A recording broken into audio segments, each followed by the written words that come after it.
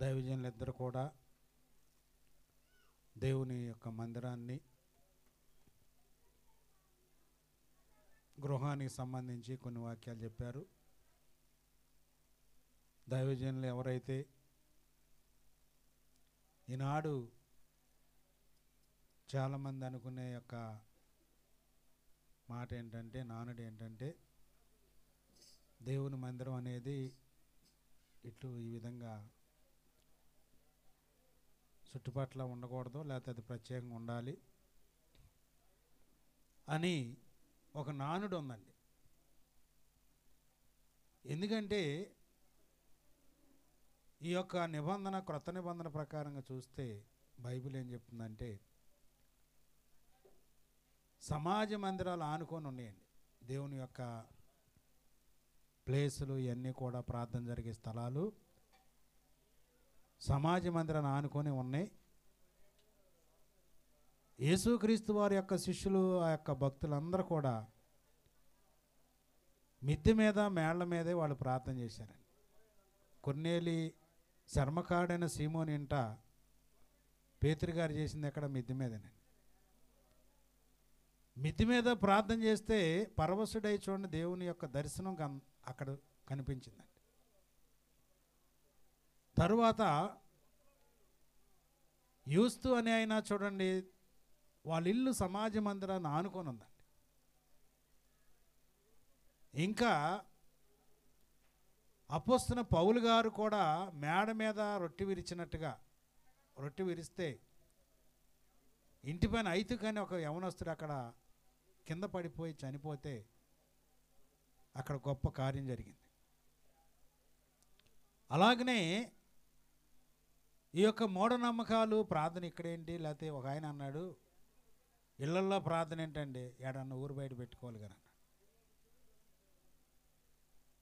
మనుషులకు డిస్టర్బ్ లేకుండా చూడండి, నీ ప్రార్థన నువ్వు చేసుకుంటే తప్పేం లేదండి.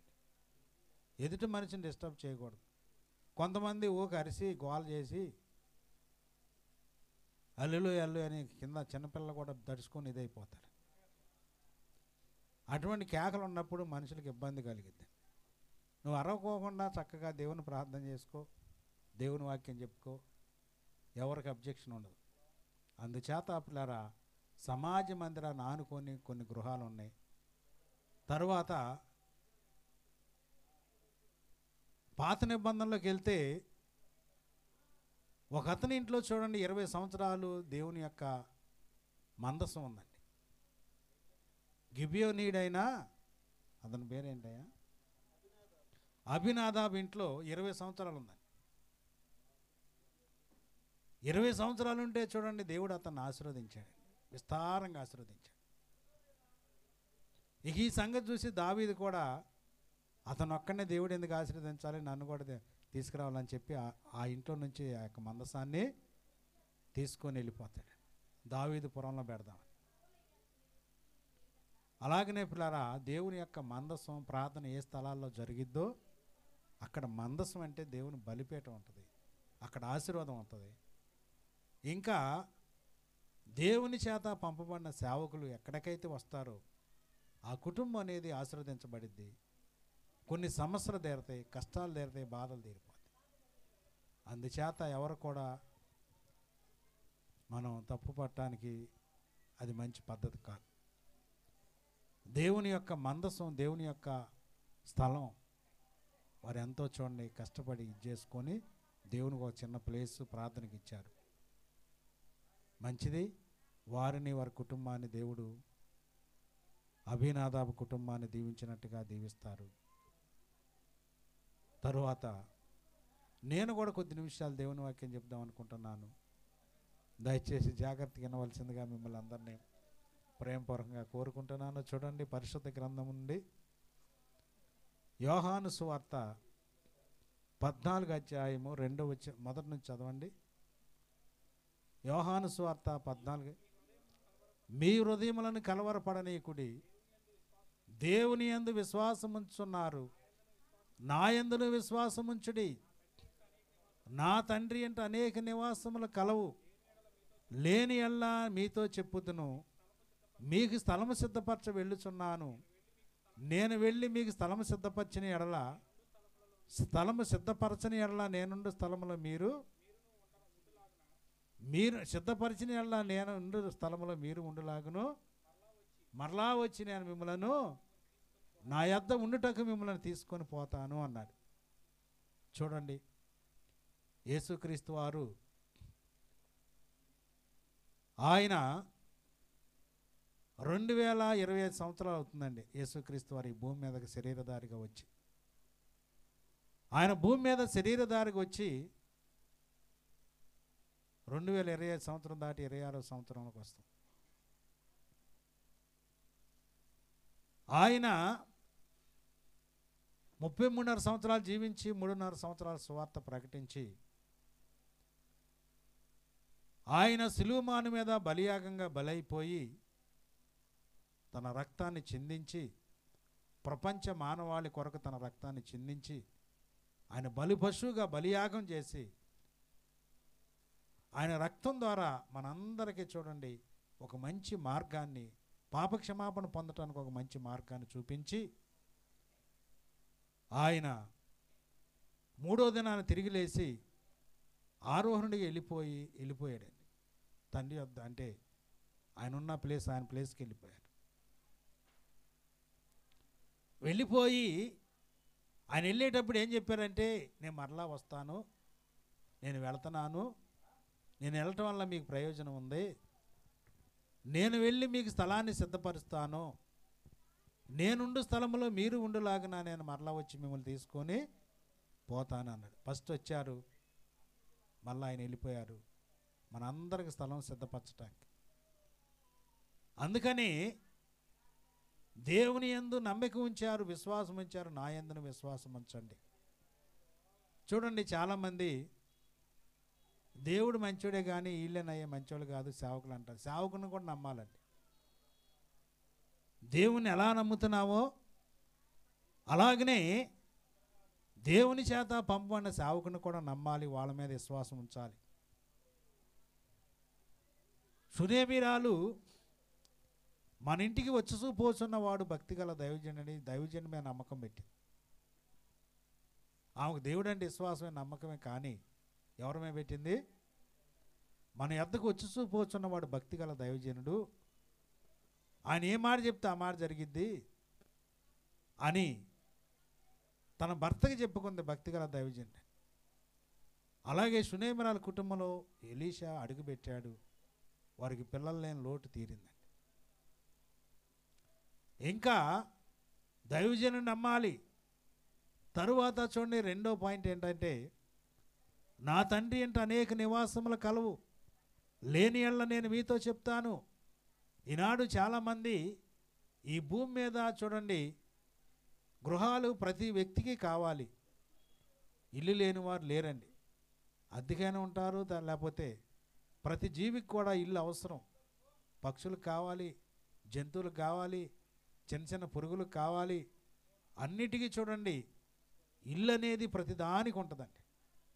అలాగే మనిషికి కూడా దేవుడు బబులోను దేశానికి ఇశ్రాయేలు ప్రజలు వెళ్తే వార్త ఏం చెప్పాడంటే, మీరు ద్రాక్ష తోటలు నాటుకోండి, ఇల్లు కట్టుకోండి, పెళ్ళిళ్ళు చేసుకోండి, చక్కగా మీరు అభివృద్ధి పొందండి అని చెప్పి, మీరు వెళ్ళిన ప్లేస్లో వారి కొరకు ప్రార్థన చేయండి అని చెప్పి బబులోను దేశానికి వచ్చి ప్రభువు చెప్తాడు. ఏమండి, ఇల్లు అనేది చూడండి ప్రతి వ్యక్తికి అవసరము. ఇది భూమి మీద మనిషిని యొక్క ఆయుష్ అనేది 70 సంవత్సరాలు, అధిక బలం ఉంటే 80 సంవత్సరాలు. అటువంటిది ఈ 70-80 సంవత్సరాల్లో ప్రతి వ్యక్తికి ఇల్లు కావాలి, ఇల్లు అవసరము. ఇక్కడ ఇల్లు కట్టుకోవడానికి, స్థలం కొనుక్కోవడానికి చాలా ప్రయాసపడతాం, కష్టపడతాం, రూపాయి దాచుకొని, రూపాయి వెనకేసుకొని, ఒక్కసారిగా ఏదన్నా లోను లేకపోతే ఇంకేదో సీట్లుకో డబ్బు తీసుకొని ఏదో చేసుకొని ఒక ఇల్లు నిర్మించుకోవాలి. ప్రతి వ్యక్తి కూడా ప్రయాసపడతాడు ఇంటి కోసం. ఈ భూమి మీద ఇంటి కోసం ప్రయాసపడతారు, మంచిదే. ఏమండి, ఈ నివాసాలు చూడండి, ఇది తాత్కాలికం, కొంతకాలం ఉండే నివాసాలు. మన ఆయుష్ చూడండి ఈ 70-80 సంవత్సరాలు, లేదా ఉంటే ఒక 100 సంవత్సరాలు ఉంటుందేమో ఇల్లు. ఈ ఇల్లు చూడండి, మనం చనిపోయిన తర్వాత మన పిల్లలకు వదిలిపెట్టి వెళ్ళిపోవాలి. లేదా చూడండి దాన్ని తీసేసి వాళ్ళు కొత్తది కట్టుకుంటారు, శిథిలమైపోతాయి. అయితే దేవుని సన్నిధిలో ఇల్లు కోసం ప్రయాసపడాలి. దేవుని సన్నిధిలో ఇల్లు అంటే పరలోక రాజ్యంలో చూడండి, నా తండ్రి అంటే అనేక నివాసాలు ఉన్నాయి, లేని ఎళ్ళ మీతో చెప్తాను, పరలోక రాజ్యం ఇల్లు సంపాదించుకోవాలి. ఏమండి, పరలోక రాజ్యం ఇల్లు సంపాదించుకోవాలంటే ఇక్కడ మనం భూమి మీద బ్రతికున్న కాలంలోనే ఇక్కడ నుంచి దేవునికి అప్లై చేసుకోవాలి, అప్లికేషన్ పెట్టుకోవాలి. ప్రభా, రాజ్యంలో నాకు ఇల్లు కావాలి, నేను కూడా ఇంట్లో ఉండాలి ప్రభా అని చెప్పి. ఇదైతే తాత్కాలికంగా ఉంటుంది, ఇదైతే కొద్ది కాలమే, ఒక 100 సంవత్సరాలు 150 సంవత్సరాలు ఉంటుంది. అయితే దేవుని చేత కట్టబడిన పట్టణం అది పిడుగులు పడ్డ ఏమవదో, బుల్డోజర్లు తొక్కించిన ఏమవదో, పడిపోదు, కూలిపోదు, ఏమవదు. అది యుగయుగాలు ఉండే ఇల్లు అండి, యుగయుగాలు ఉండే ఇల్లు. అది నువ్వు ప్రభు సన్నిధికి వచ్చి నీ జీవితాన్ని ప్రభువుకి అర్పించి విశ్వసించి రక్షణ పొంది ప్రభు ఎదుట నువ్వు మారు మనసు పొందినప్పుడు దేవుడు నీకు ఇల్లు సిద్ధపరుస్తారండి. ఆ ఇల్లు ఖర్చుతో కూడింది కాదండి, ఫ్రీగానే దేవుడు మనకు చక్కగా మంచి గృహాలు దేవుడు నిర్ణయించాడు. అందుకని నా తండ్రి అంటే అనేక నివాసాలు ఉన్నాయి, నేను మరలా వచ్చిన నా ఇంట్లో ఉంటానికి మిమ్మల్ని తీసుకెళ్తాను అన్నాడు. మరి నువ్వు ఇల్లు కట్టుకోకుండా ఎక్కడ ఉంటావు? ఇక్కడ ఇల్లు సిద్ధపరచుకున్నా మంచిదే.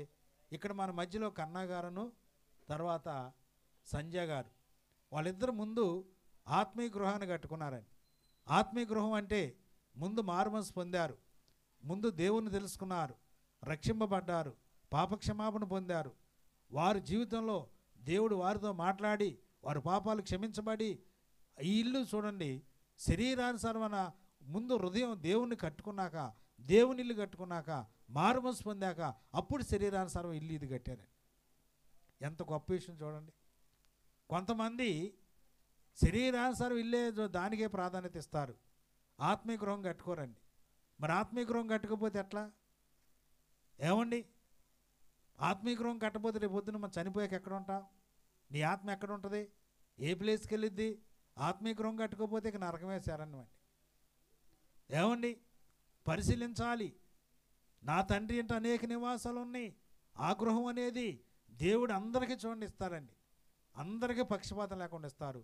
ముందు దాన్ని సంపాదించుకోవాలి. దాన్ని సంపాదించుకోవాలంటే ఒక భక్తులైన ఒక దేవుని చేత పంపబడిన సేవకుని దగ్గరకు వచ్చి నీ జీవితాన్ని మార్చుకొని, నీ పాపాన్ని ఒప్పుకొని, ప్రభువుని నమ్ముకొని, ప్రభు ఎదుట నువ్వు రక్షణ పొంది మారుమనసు పొంది నీ జీవితాన్ని మార్చుకొని నీకు పాపక్షమాపణ పొంది ఇదైతే రేపొద్దున అక్కడ దేవుడు మంచి బిల్డింగు. ఇక్కడైతే చూడండి సిమెంట్ రోడ్లు, ఇక్కడేంటి సిమెంట్ రోడ్లు లేకపోతే తార్ రోడ్లు లేదా మట్టి రోడ్లు మెట్లు ఇటువంటి పోతారు. అయితే దేవుని దగ్గర ఉన్న ఇల్లు ఏ రోడ్లు అండి? బంగారు బిల్లు, బంగారు వీధులు, రోడ్లే బంగారం. తర్వాత ఇంట్లో చూడండి పునాదుల్లో రత్నాలు పొదిగించిన ఇల్లు అండి. ఏమండి, పరిశీలించాలి. ఆ దేవుని యొక్క పట్టణం అనేది, పరలోకరాజ్య పట్టణం అనేది దేంతో కట్టబడింది? దేవుని యొక్క ప్రేరేపణ చేత, దేవుని యొక్క మాట చేత ఏమైంది? గొప్ప రత్నములతో ముత్యములతో 12 రత్నాలతో చూడండి కట్టబడిన పునాదులు. ఏమండి, ఆ బంగారు వీధుల్లో నువ్వు తిరగాలి, నువ్వు దాన్ని అనుభవించాలి. అక్కడ చూడండి దేవుడు నీకు మన్నాను దేవదూతలు తినే ఆహారం నీకు దేవుడు పెడతాడు. పరిశీలిస్తున్నావా నీవు? ఈ శరీర సంబంధ గృహాల కొరకు కొంతమంది అయితే చూడండి వీటి కోసం తన్నుకొని, ఆస్తుల కోసం గొడవలు పెట్టుకొని, రకరకాలు చేసుకొని, సరిహద్దులు అటు జరిపి ఇటు జరిపి లేదా తీసుకెళ్ళి ఖచ్చితంగా సరిహద్దుల మీద కట్టుకొని రకరకాల గొడవలు విరోధాలు, దీనికోసం ఎంతో ప్రయాస, పోట్లాట, గొడవ ఇటువంటివన్నీ జరుగుతూ ఉంటాయి. అయితే దేవుని చేత కట్టబడిన గృహాలు అవి శిథిలం అవ్వండి, ఎన్నాళ్ళైనా అలాగ ఉండిపోతాయి. దేవుని యొక్క శక్తి, దేవుని మాట చేత, దేవుని ప్రేరేపణ చేత కట్టబడిన గృహాలు. ఏమండి, అపోస్తలుడైన పౌలు గారు ఒక మాట అన్నాడు చూడండి, కొరింథీయులకు రాసిన 2వ పత్రిక 5వ అధ్యాయము, భూమి మీద మన గుడారమైన ఈ నివాసము శిథిలమైపోయినను చేతి పని కాక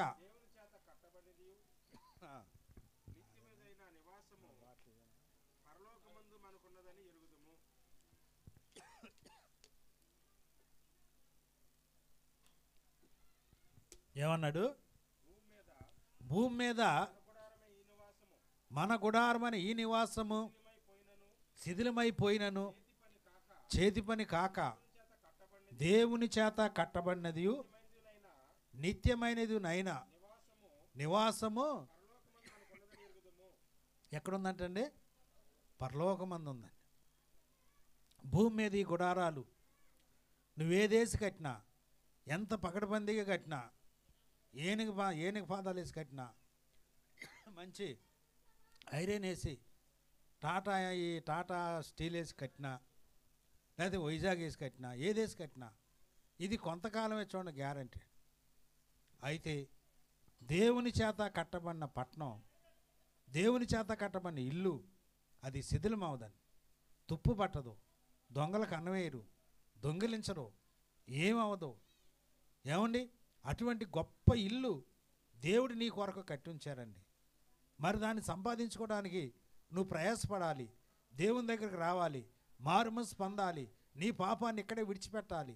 శరీరానుసారంగా నువ్వు ఇక్కడే చూడండి ఇదంతా విడిచిపెట్టుకొని సంపూర్ణంగా ప్రభు ఎదుట ఆయన నమ్ముకొని మారుమనసు పొందితే ఆ ఇల్లు నీ పేరు రిజిస్ట్రేషన్ చేస్తాడు దేవుడు. ఏమండి? పరిశీలిస్తున్నారా? భక్తులందరూ ఆ ఇల్లు సంపాదించుకున్నారండి. శిథిలము కానీ దేవుని చేత ఏర్పాటైన పట్టణాలు దేవుడు అక్కడ కట్టి ఉంచారు. దాన్ని సంపాదించుకున్నారు. కన్నా గారు, తర్వాత అమ్మాయి, వాళ్ళ భార్య గారు, అమ్మాయి పేరు సంజయ్ గారు, వీళ్ళిద్దరు కలిసి పరలోక రాజ్యంలో వాళ్ళు రిజిస్ట్రేషన్ చేయించుకున్నారు. వాళ్ళకి ఒక ఇల్లు ఉంది. తర్వాత ఇక్కడ కూడా భూమి మీద ఇల్లు కట్టుకున్నారు. అందుచేత భక్తులందరూ కూడా ఆ ఇంటి కోసం ఎదురు చూశారు. చూడండి, దైవ గ్రంథాన్ని పరిశీలిస్తే, దేవుని యొక్క మాటలు పరిశీలన చేసుకుంటే అక్కడ చూడండి, దైవ గ్రంథంలో హెబ్రీయులకు రాసిన పత్రిక, భక్తుడైన అబ్రహాము, విశ్వాసులకు తండ్రి అయిన అబ్రహాము 11:10 ఏ ఇంటిని చూసి ఏలయనగా దేవుడు దేనికి శిల్పియో నిర్మాణకుడినై ఉన్నాడో పునాదులు గల పట్టణం కొరకు అబ్రహాం ఎదురు చూచుండెను. చూడండి, ఏ ఇల్లు కోరుకున్నాడండి? పునాదులు గల పట్టణం, చేతి పని కాకుండా దేవుని చేత కట్టబడింది. అబ్రహాం ఆ దినాల్లోనే కోటీశ్వరుడు అండి, డబ్బు కోటీశ్వరుడు. వాళ్ళు నివాసం చేయటానికి, లోతు అబ్రహాం నివాసం చేయటానికి ఆ ప్రదేశం చాలేదండి. వాళ్ళ యొక్క ఆస్తికి, వాళ్ళు సంపాదించిన ఆస్తులు కానీ, పాడి పంటలు కానీ, పశువులు కానీ, ఒంటెలు కానీ, గాడిదలు కానీ, గుర్రాలు కానీ, ఏదైనా సరే వాళ్ళు కలిసి నివసించలేంత ప్రాంతం అంత విస్తరించిపోయింది. అటువంటి ఆ ప్రదేశంలో అట్లా ఉండి కూడా అబ్రహాము చిన్న చిన్న గుడారాలు, టెంట్లు వేసుకుని ఉన్నాడు. ఏం వేసుకున్నాడు? టెంట్లు, ఇటువంటి గుడారాలు వేసుకుని నివాసం చేశాడు. అలాగనే ఆయన దేనికోసం ఎదురు చూశాడు అంటే, దేవుని చేత కట్టబడిన పునాదులు గల పట్టణం, ఆ ఇల్లు చూసుకున్నాడు. అలాగనే పిల్లరా, నీవు కూడా ఆ ఇల్లు సంపాదించుకోవాలి, ఆ ఇంటి కొరకు ప్రయాసపడాలి, ఆ ఇంటి కొరకు చూడండి సంపాదించుకోవాలి. దానికి ఒకటే మార్గం ఏంటంటే, నువ్వు ఇక్కడ శరీరానుసారంగా నివసించిన కాలంలో ప్రభువు నమ్ముకొని సొంత రక్షకుని అంగీకరించి మారుమనసు పొంది ఒక దైవజనుని దగ్గరకు వచ్చి 3-4 దినాలు కూర్చొని నీ పాపాన్ని ఒప్పుకొని విడిచిపెడితే ప్రభు నీతో మాట్లాడి, కుమారి కుమారుడా నేను నీ పాపాలు క్షమించనని చెప్తారు. ఆ విధంగా చెప్తే ఇక నీ పేరు కొంతకాలం విశ్వాసగా జీవిస్తూ భక్తిలో నీతిలో యథార్థ నడుచుకుంటూ ఉన్నప్పుడు దేవుడు నీ పేరు జీవగ్రంథం రాస్తారు. నీకు అక్కడ ఒక ఇల్లు నీ పేరు రిజిస్ట్రేషన్ చేసి దేవుడు రెడీగా ఉంచుతారు. దాన్ని సంపాదించుకోవాలని మిమ్మల్ని అందరిని కూడా ప్రేమపూర్వకం కోరుకుంటున్నాను. దాన్ని సంపాదించుకోకపోతే నిత్య నరకమేనండి. ప్లేసు ఆ ఇల్లు లేకపోతే నెక్స్ట్ ఎక్కడ ఉంటావు? నరకం. అది అగ్ని ఆరదు, పురుగు చావదు. అది అన్ని జనులకు తెలుసు, క్రైస్తవులకు తెలుసు, ఇంకా ముస్లింలకు తెలుసు, అందరికీ తెలుసండి. నిత్య నరకం ఉందని అందరికీ తెలుసు. అందుచేత పిల్లరా, ఆ మోక్షాన్ని, పరలోక రాజ్యాన్ని, దైవరాజ్యాన్ని సంపాదించుకోవాలి. ప్రతి వానికి ఇల్లు ఆ యేసయ్య ప్రభు సిద్ధపరిచాడు. ఆయన ద్వారా మనకు ఒక ఇల్లు ఉంది. ఆ ఇల్లు సంపాదించుకోండి. అలాగనే శరీరానుసారంగా ముందు ఈ గృహాల కొరకు మనం ప్రయాసపడతాం. ఈ గృహాల కొరకు ప్రయాసపడటం కరెక్ట్ వాస్తవమే, కానీ ఫస్ట్ సంపాదించుకోవాల్సింది ఆత్మీయ గృహం. ఆత్మీయ గృహాన్ని కట్టుకోండి, ఆత్మీయ ఇల్లు కట్టుకోండి, పరలోక రాజ్యాన్ని స్థానం సంపాదించుకోండి. తర్వాత రెండోది నెక్స్ట్ ఇక్కడ నివాసం చేయటానికి తాత్కాలికంగా కొంతకాలం ఇక్కడ ఉండటానికి ఇల్లు కట్టుకోండి. అప్పుడు దేవుడు మిమ్మల్ని దీవించి ఆశీర్వదిస్తారు. జ్ఞాపకం చేసుకొని పరలోక పట్టణాన్ని సంపాదించుకోవాలని ఇక్కడికి వచ్చిన బంధుమిత్రులు, స్నేహితులు, సేవకులందరికీ ప్రేమపూర్వకం కోరుకుంటూ నేను ఈ యొక్క వాక్యాన్ని ముగిస్తున్నా. దేవుడి చిన్న వాక్యాన్ని దీవించి ఆశీర్వదించును గాక. ఆమేన్.